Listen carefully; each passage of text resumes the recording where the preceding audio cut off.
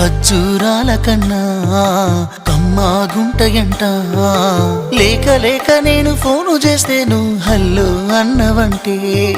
బెల్లం బువ్వ కన్నా తీయగుంటదంట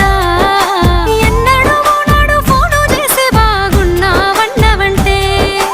ఏడాది ఎండల్లో ఉంటేనై మోస్తున్న నా బతుకు కష్టాలని పిల్లని చెయ్యి పట్టాలని